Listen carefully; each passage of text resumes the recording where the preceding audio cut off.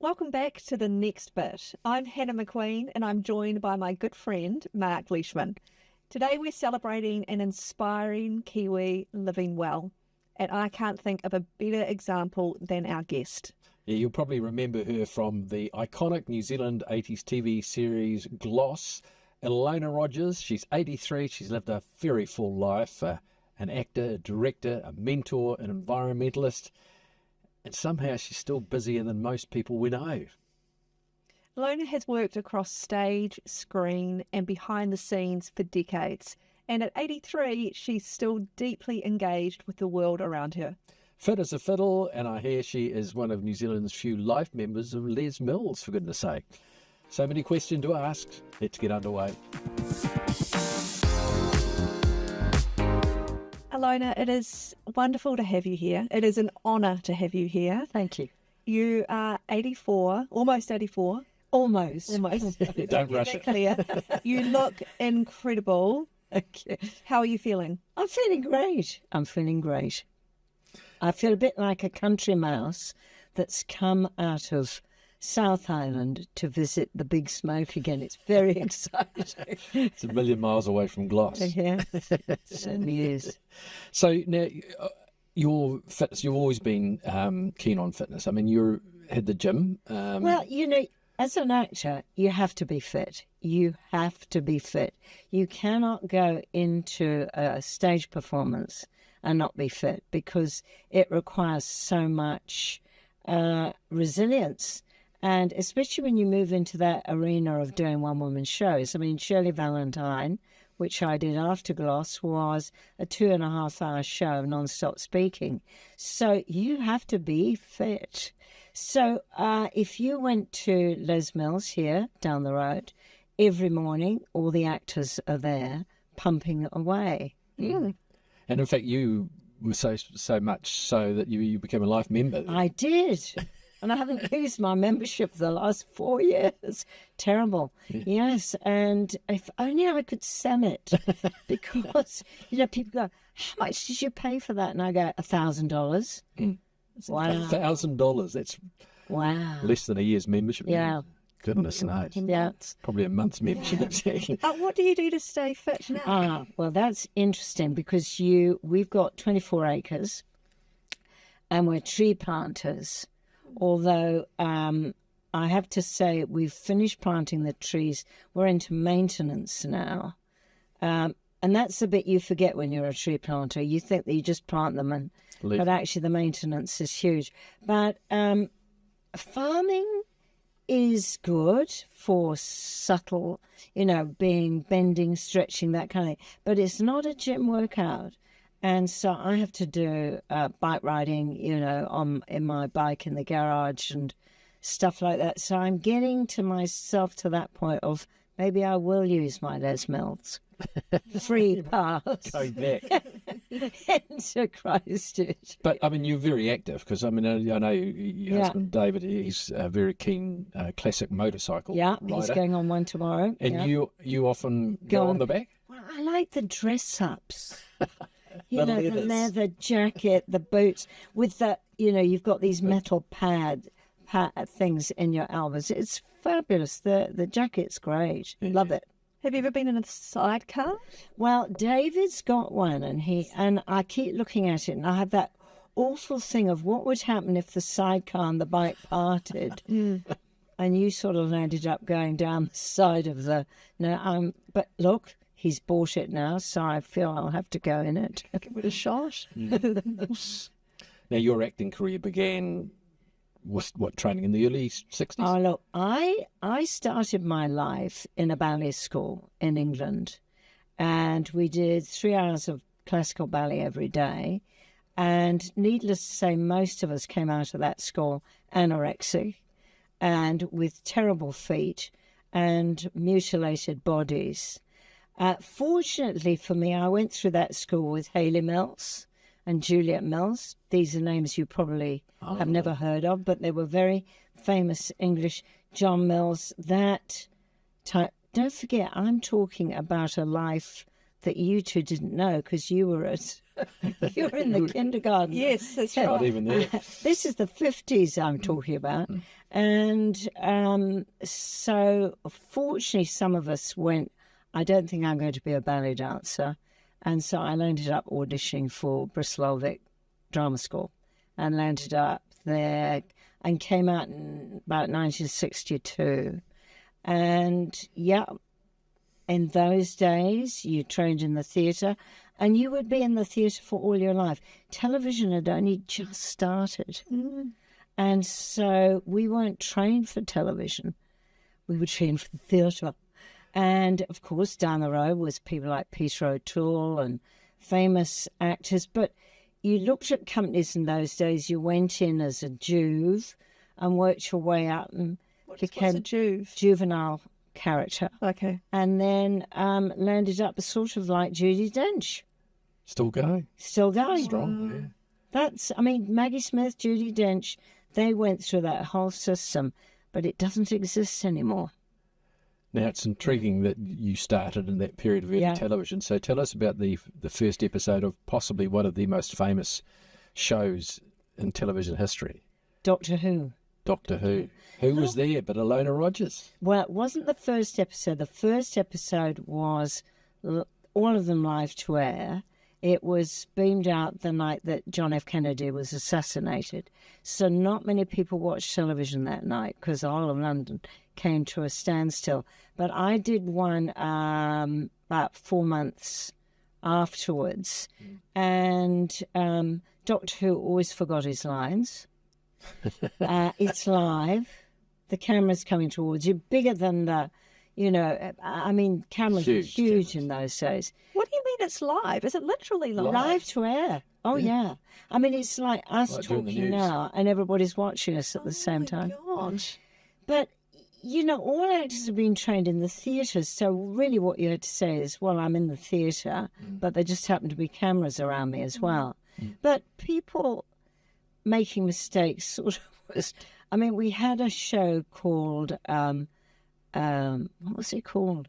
But each show, the policeman, Dixon of Dock Green. That's right. And he used to stand under the blue light at the end of every episode and talk to the camera.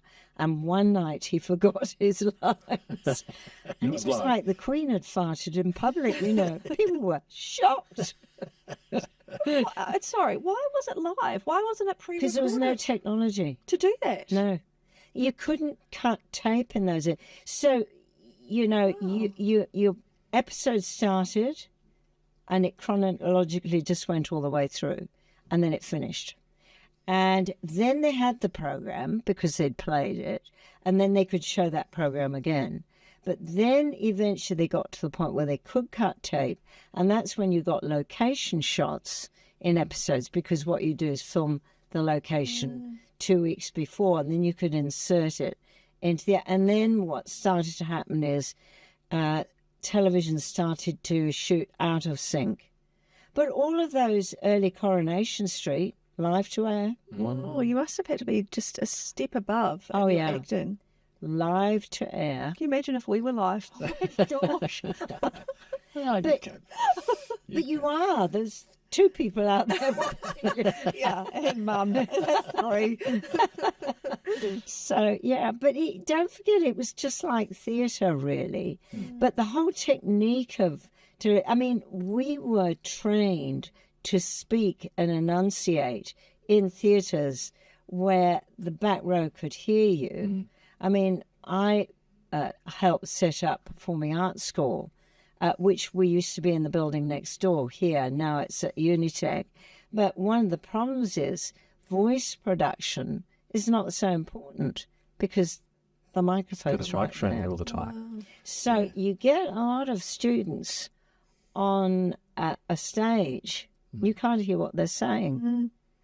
So you did Doctor Who, you did Yeah. the Avengers, Yeah. you did all these shows. We had a show called Emergency Ward 10, which was like Shortland Street. Yes. And again, live to air. So we'd be in the studio and it would go out live to air and then we'd all go home. So you're having a great career in England. Yeah. Why come to New Zealand? Well, my parents had moved to New Caledonia French Pacific. And my mother had cancer. And eventually I began to realize that I was over there and they were down here. And her cancer got worse. And so I decided to come here. I thought I'd only come here for about 3 years, come and look after her. They lived in a rented house in Minnehaha Avenue. And Takapuna in those days was just a little village. And in fact, we watched the Nippon Clip-ons. On the bridge, on the Auckland Harbour Bridge. Yeah, Auckland Harbour Bridge. Yeah, added lanes. Yeah. And then one day I met this farmer. All over Rover. The rest is history. Oh, I've been walking behind that bloody tractor ever since. So what did he do to sweep you off your feet? Look, he was my toy boy. I looked at him. He's 8 years younger than me. And I thought, oh, look, he'll look after me in my old age. It hasn't quite worked. You're looking after him. Sure as he is. Always the way. It isn't. Yeah. But we are the greatest of friends. We celebrated our 50th wedding anniversary last year. Fantastic. Look, we are so different. David is OCD. I am very laissez-faire, very flexible. But somehow we have survived 50 years. Yeah. And we're the greatest of friends. Now, most Kiwis would recognise you from your character on Gloss. Yeah. That's where I saw you first, when I snuck into the family room when I was supposed to be asleep and I saw you. It was such a glamorous show. Oh, yes. Do people stop you in the street? If they do, what do they say? Oh, I know you. Was that my mum who stopped you? I think the thing is, we forget what the 80s was like, but it was so glamorous. Yeah. I mean, we had not a clue how popular we were until we were told that people on the North Shore were having gloss parties every Friday night. It was dress-ups. It was all about dress-ups. And each character in that show had a different New Zealand designer. Really? Yeah. So I had Trelise Cooper. There was Jane Daniels. There was, So it was wonderful for them. Of course. It was fantastic for them. And then after Gloss finished, I went on to Marlin Bay for 3 years, which was about the casino. And then I had Jane Daniels do all my clothes for that. And that, wonderful things. When I started Marlin Bay, the producer said to me, look, we can't afford to pay you the money we know you should have. So David turned around and said, I'll give her the clothes. Oh, genius. So I got all the clothes. I've been wearing them ever since. That's wonderful. Well, the clothes are a character. Oh, yes. Some of these shows, aren't they? Yeah. And you are still acting? I mean, you've just done some series with Lucy I get up Lawless. every day, I put my farm clothes on and I pretend I'm a farmer. And I've almost convinced myself. Yeah. Everybody acts. I mean, I have loved teaching. Raymond Hawthorne and I used to teach here. And, when you get people to realise that actually they're acting, then they realise that acting is being normal in an unnormal situation. Yeah. So, for instance, say you do waitressing at night time. You're acting. Because if I put a camera in that restaurant, you'd be doing your job, but you'd be acting for the camera. Now, it's all about concentration. And, I mean, obviously then it gets into character acting and emotion and stuff like that. But You're playing a different person to yourself, so got to bring that into it. Yeah. Fascinating. We have just, one of the first costume dramas I did here when I came from England was Hunter's Gold. And Hunter's Gold was a children's program that Television New Zealand went to Queenstown to shoot. And we came into Queenstown like Bertram Mills Circus. And it was a small town. People were unemployed, Can you believe it? We had our film set on the Shotover River. We brought our own chef. We had our own restaurant on the riverside. And all the people in the town were extras. And the people who ran the farms were rode the horses. Look at Queenstown now. Life changes. That is a kind of a movie capital, isn't it, as well, these days? The scenery. My Life is Murder, that's one of the recent ones you've done, isn't it? Yep. With Lucy Lawless. Darling Lucy. Mm-hmm. Yeah. Who is a real activist herself. Yes. And also plants trees. So we had a lot to talk about. Yeah. So your career has spun a lot on stage, on screen, behind the scenes. Yeah. Is there any memory that means the most to you? What do you value the most from that extensive career? There's so many mosts, Hannah. I mean, there have been times. I did a play called Wit, which was about a woman dying of cancer, which is how my mother died. And there are certain plays you do that are such a gift, and there are certain nights when you and the audience all go up together and you know you're in a spiritual experience because their imagination has met your imagination and you all go up together. So there have been performances like that I've been lucky enough to be a part of, but also teaching is such a wonderful thing. You know, it's almost like having a baby when your student suddenly goes, oh, you know, and they have that aha moment and you go, you've got it. It's so exciting, that.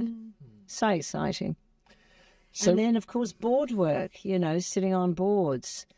That's a bit of drama. Yeah, not-for-profit boards. Yeah, they're interesting. Yeah. And that's trying to get something done and trying to have consultation with people who probably have other interests. And agendas. Yeah.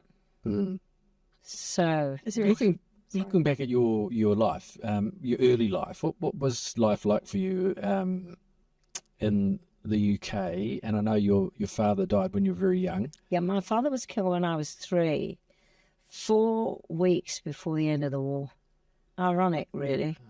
And he was a pilot. He was a Fleet Aeron pilot. So he was on an aircraft carrier down in the Mediterranean.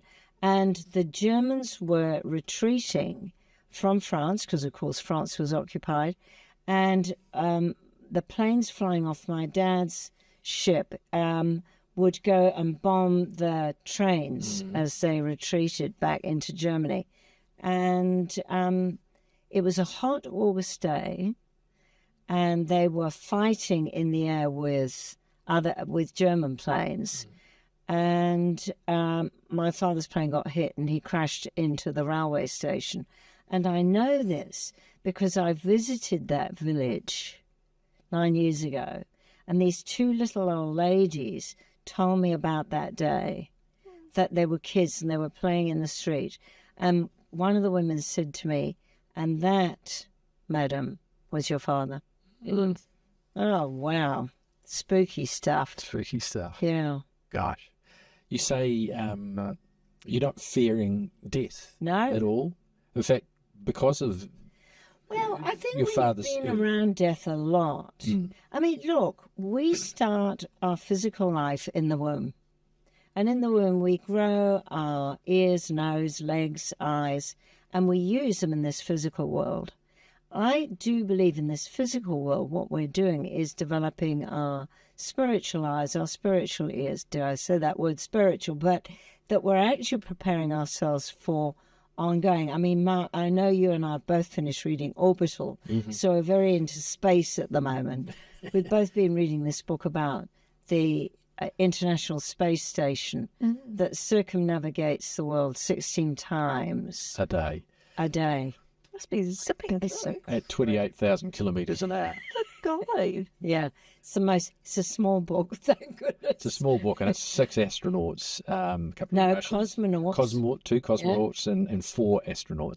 Yeah. And it's just there what they see looking out the it's window, most and how amazing. they interact on board the space. They're there for 6 months. 6 strangers, really, who have to go and live together. But the descriptions of the planet. But why do they have to go around 16 times? That seems necessary.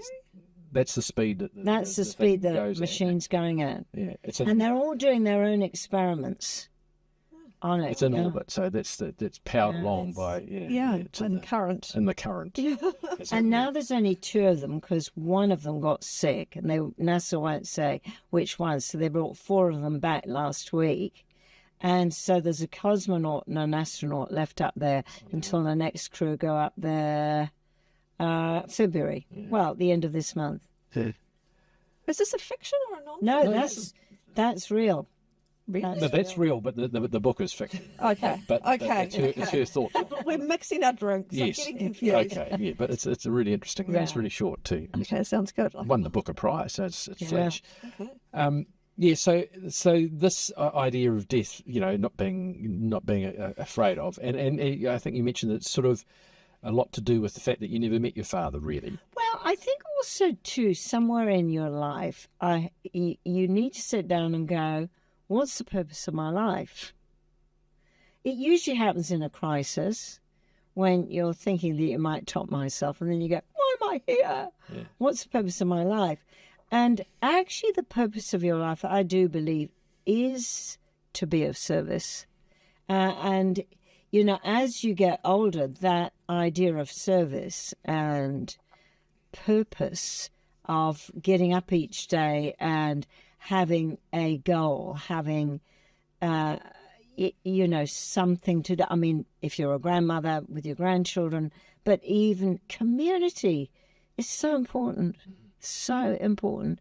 I just, when you look around the world at the moment and see what in crises, how communities come together, and it's really important. So for me as an old person, get out there and be a member of your community.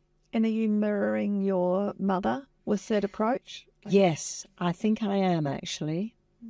Yes. I think also too about death, I think the only scary thing, because I'm not a great believer in the devil and all that, I do believe your hell, if you like, is on your deathbed. You will actually judge your own life, because you become aware of the gifts that you were given.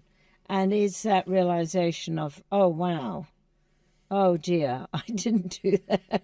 Or, so, but really, the interesting thing about getting old is you realize that the hourglass is slowly going. Like the doomsday clock. I said to Mark the other day, I wanted to get a RAV4. I didn't. I landed up with a Yaris Cross, which I don't like. But the reason I didn't buy the RAV4... Luckily, they're not a sponsor. I didn't buy the RAV4. It was $10,000 more. And I thought,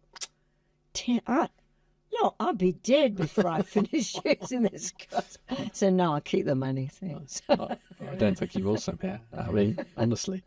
What pulled you towards acting? I think it sort of was a fait accompli, really, for me, because I was in a ballet school. I sort of fell into it, and it was a justification for all those 3-hour days of physical brutality that I could actually say, no, I'm pulling out now, I'm going to be an actress. And went to a wonderful drama school. I was very lucky. So you come out here, and the acting world is so much smaller than what you used to. How did you find it? I was on Close to Home. Yes. In the first episode, I had done more work than anybody there. But that wasn't because I was clever. It just so happened I'd come from England. I loved working in New Zealand because it was real cowboy country. I did a film for Ian Mune and Roger. And it was like, because the BBC, all of those, everything in England was so unionised. You know, you sat in your chair, you didn't dare touch your props or anything because there was a union person there. And you came here and it was so loose. I just loved it. I mean, Utu, when we filmed Utu, you know, it was just exciting for me. Yeah. And so you life goes on. You find fame here in Gloss and Marlin's Bay and the various other Hunter's Gold and stuff. At some point, you decide to go to Oxford in North Canterbury. Now, you want to go and plant trees, which sounds very green and wonderful. We were on the Otago Rail Trail. David had just retired, and we were biking along. Have you two done it? I have. Yeah. Have you done it? I haven't done that. Well, we were on day 2. It was pouring with rain, which only Otago. And we dived off. There's a little coffee shop on the side of the trail. It's a sort of like railway carriage or something. We all dived in there, and there was a guy riding by us, and he came off too. We all took our wet weather gear off, and he said, I feel awful, I'm complaining about the rain. And I said, why? And he said, listen to this. And he brought his cell phone up, and it was all the emergency calls coming through to New South Wales Fire because he was a volunteer fireman. It was 2019. Mm-hmm. And that night, and for the rest of that week, if you remember, the sky was red over New Zealand. And David and I went, our grandchildren are in Canberra. What are we going to do to save the world? As you do when you're on a bike in a junk. And we had our David Attenborough moment. We went, we will plant trees. Well, we had a lot of trees in where we lived in Warkworth. So on the way back, we thought, well, look, we better start living in South Island, because by that time, my stepmother was moving down and my brother is here in Christchurch. So we looked at properties, didn't see anything, went to see my brother-in-law in Oxford, and just as we drove into this funny little village, there was a thing that said open day. And I said, oh, let's go and look at it. And we bought it. Crazy. Wow, 24 acres. 24, and we thought, oh, look, we'll do this in 3 years. Now, there's an old person's trap. This doesn't relate to that. Oh, we'll do it in 3 years. And somebody said to me around about year 2, you got that television screen, but you never watch it. And I said, look, by the time I finish working on the farm, I am so tired. It just takes me all my time to get into bed. And that's, to me, has been my biggest shock personally, that what I think I can do is sometimes not what I can do. Or it's happening a lot slower than I thought it was going to happen. So there you are. What was the 3-year plan? It was just that we were walking around it. I mean, we'd been on farms. And this was a flat property, no trees. It's not exactly flat. Oh, yeah. One in terms of bare. What it was then. Yeah. Now there's lots of trees. It's amazing. Yeah. It's amazing. So that was for me. And then, of course, COVID came. Everybody's lives changed. My sister flew back from Melbourne to Christchurch, and she came back telling us she had just been diagnosed with early onset Alzheimer's. So was that a surprise to you? Oh, huge. Right. Because she had been running Lufthansa here in Auckland, had retired. Lufthansa had sent her off with a round-the-world ticket and gold watches and everything. And I said to her, how did this happen to you? And she said, one day I was doing the numbers with my German assistant. And she said, I looked on the page and everything was swimming. And she said, I said to Hans, you go and do them. And she said, then I thought, oh, there is something wrong with me. But it took her to going to live in Melbourne and eventually going to a neurologist where they do these MRI scans. And he said to her, look, you've got early onset Alzheimer's, you've got about 10 years. So I cared for her for 4 years. And in that time, she was at the gym doing exercises at Les Mills. And they were wonderful with her because they could see, you know. And so they always made sure. I said to them one day, maybe she won't get here because she'll get lost. But she was okay. And then I noticed things like her walking. But she locked into Mental Health Christchurch, who were amazing. They're set up there for Alzheimer's, Parkinson's, dementia is. And I used to go to carers workshops, which helped me. Mm. And then, you know, I'm looking at a sister who's 15 years younger than me. And then you're talking about how to get ready to die. So you've got enduring power of attorney. And I'm sitting there thinking, have I got an enduring power of attorney? No. Have I done my will? Yes. But when you talk to other carers, none of them saw it coming. As you know, with Alzheimer's, it's happened before you see it. The symptom presents. Yeah. And I see that's where the research is working at the moment, to try and get before. But Sarah has a pacemaker, and I always suspected that it was for her, it was lack of oxygen. She's now in a nursing home in Melbourne.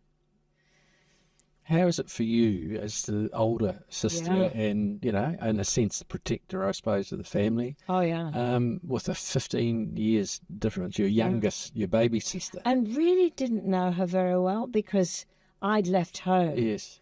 By that time. It's quite a gap. Yeah. Yeah. But,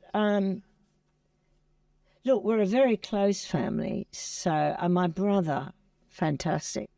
And my stepmother had known Sarah since she was 2. So, and June was dying as well. So, so we had 2 completely different types of caring jobs. But eventually I had to say to Sarah's daughters, I know I'm not going to be able to be reliable. We did look at a retirement village with a dementia unit, because that kind of illness, that kind of setup, you're forced to go that way because you need all the medical backup. And certainly where she is in Melbourne, it is a nursing home, but I look at it and go, she has become institutionalised now, totally institutionalised. But the routine, the whole thing. Wow, just, you know, the whole world goes. Yes, it's a little room. It just disappears. Has Can't it eat altered properly. Yeah. Has it altered your outlook on ageing? I think what it did what I found, and this is probably from an actor's point of view, meeting other carers and watching people cope with huge crisis in their life, and people you'd least expect saying the most amazing things of how they were coping. I mean, I remember sitting next to a man and he said he and his daughters had put together a photograph album of all the girls and the parties and everything. So his wife had this, and it was long-term memory, which is Alzheimer's is predominantly, well, in his case, Sarah's case, short-term memories. But it could help her remember things. And it was always something she could show people when they came to see her. But it was 75-year-old men showering their wives, changing their diapers. Amazing. Amazing. And carers do need help. They need respite. They need support. They do. And respite. Because it's a 24/7 role, isn't it? Absolutely. And what is interesting, June, meanwhile, had been in Christchurch Hospital, and the social worker came to her and she said, June, if you go in a nursing home, you'll be dead in 3 months because you'll suffer from isolation. It's not because they're horrible. It's just they're overworked and underpaid. Mm. But she said, we want you to go home.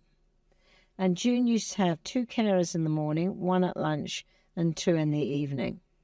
But she was with all of us. Mm. So where to go? Until you can't. Until you come. Well, she died in that bed. Mm. And we all sat round and cracked jokes when she'd gone and celebrated her life.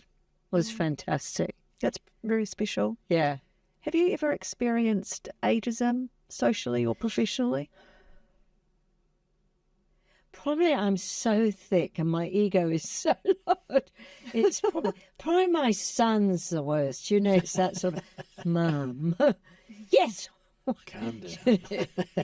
Calm down.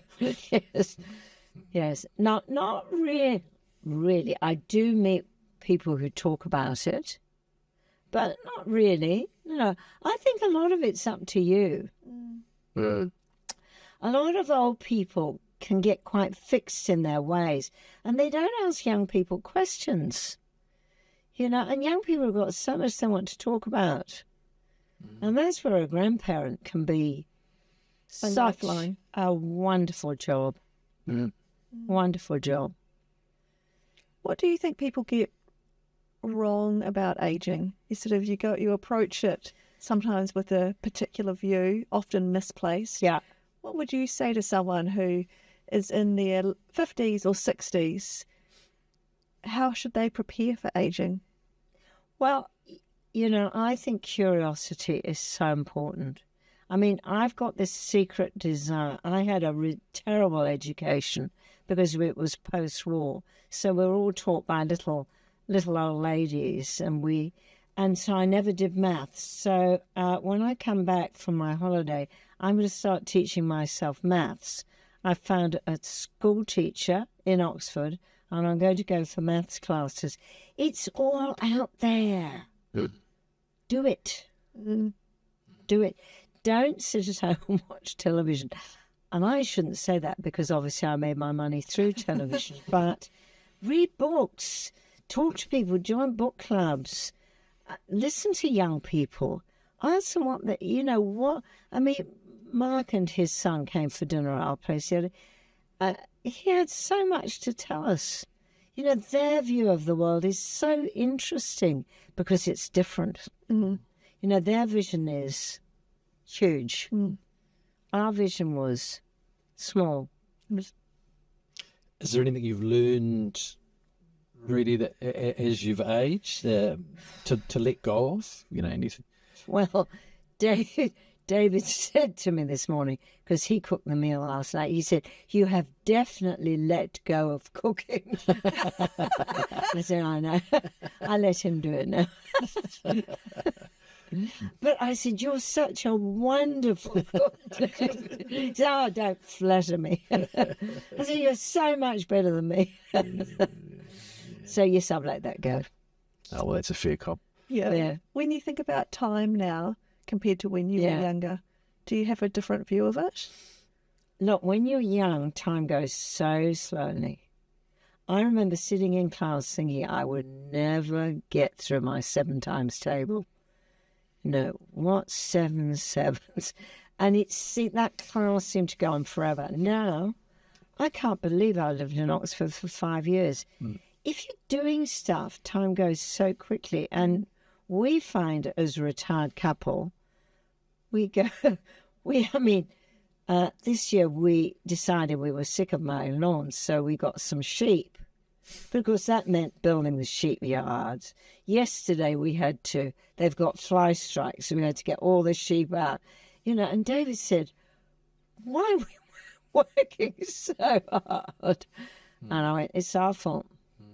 But would we have it any other way? No. I hope I'm like this right until the day I pop off." So this is your definition of a good life? Absolutely. Was this something in your genes, do you think? Was your mother like this? Or? Listen, I'm reading that book on genes. Are you sure? So exciting. I mean, is it something, was your mother, are you similar to your mother or your father? Well, of course, you know I your don't father. know, father, yeah. I don't know. I don't. Yeah, I mean, my mother died at the age of 50. So I've lived way past it. Yeah. Cancer.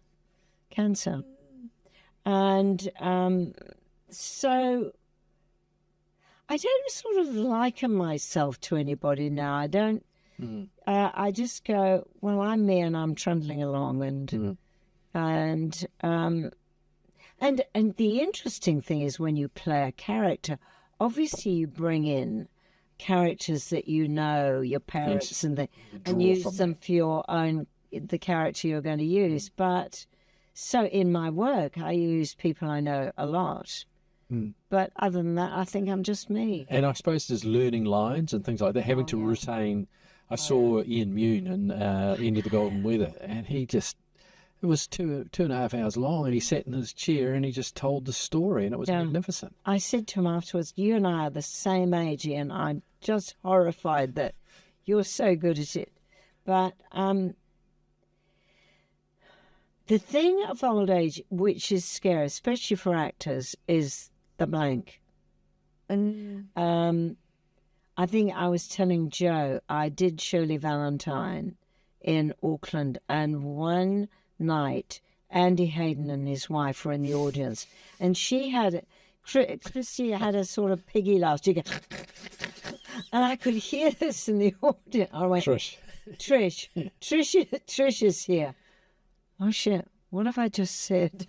What am I going to say next? In that moment when just threw you off. Yeah, it's lack of concentration, breaking at that moment. Yeah, going out. But that must be really good for your brain, obviously. Learning lines and retaining. Oh yeah, but it doesn't. I'd love to think it stayed with you always, but it doesn't. I used to learn lines by driving my car and having it on tape. Reason being is, and I always teach actors to do this, and I was telling Rosie, your daughter, to do it the other day, because you're doing something else. So you've got a split concentration, and it means that when you get up to walk your lines, you're used to doing that because you've been doing it as you're learning. So you let other things go on around you. Yeah. Have you noticed, or this aging process, your young 84 years, nearly 84, a change from, say, 75 to 80 or 80 to 83? I think the thing that I've noticed is I cannot put too many plates up in the air. The plates have diminished, two probably, with 2 plates, and that constantly saying, don't segue. Do not say, finish the job you're doing. I mean, I'm really, and that trick of saying, I have put my thing down there. But certainly the segueing, that you're halfway through a job and that leads up, and then you forget to finish it. So we've skied a lot in Japan and lived in very small little houses. And certainly Japan taught me you have to finish that job, because there's so little room that you have to complete in order to move on to the next thing. So that's where I'm at the moment. Finish your job. I think it's great. I mean, David, your husband, he's a real character, and he's amazing. He's got this incredible man shed that's huge, and he's got all his bikes and his vintage cars. I mean, he was a good catch, really, wasn't he, for you? Because, as you were for him, of course. But all these adventures, skiing, because he was a ski instructor. He's a great skiing instructor. Farmer. Skiing for me was like arduous. But I like the ski outfits. And we all went to It's the gloss coming through again, I think. Do you know, when we were skiing in Japan, there used to be a ski shop in Ponsonby Road run by Nige Taylor, called Ski Your Heart Out. Oh, yes. And everybody used to go along their ski gown. It was always brightly coloured and everything. But you only wore it for a week or 2 weeks a year. So we go to Japan, and now everybody wears sort of black and sort of loosey clothes. Well, I've got my 80s ski gear. Gloss. Gloss ski outfit. By release. These two little girls are trailing after me, these little Japanese girls, and they stop me at the funicular and they say, where did you get those outfits? And I said, Vintage, darling. It's classic. So, If you could talk to a younger version of yourself yeah. about the next bit of life that they're going to focus on, what would you say to that person? I think what I'm going to land up hopefully saying to my grandchildren is every day is an adventure. And it's full of possibilities, and you can make it a great day, but it's up to you. And I used to, when we lived in Warkworth, we used to have a thing once a month. We had a get-together, and we called it Journeys. And people would come in and tell us the story of their life. We used to have about 40 people there. And 90% of those people said that when the crisis happened in their life, and it was so painful at the time, and that 3 years later they looked back and they went, I'm so glad that happened to me. Mm-hmm. That was because I was going in the wrong direction. That it's that interesting thing of what is crisis. And, the Chinese always say it's an opportunity.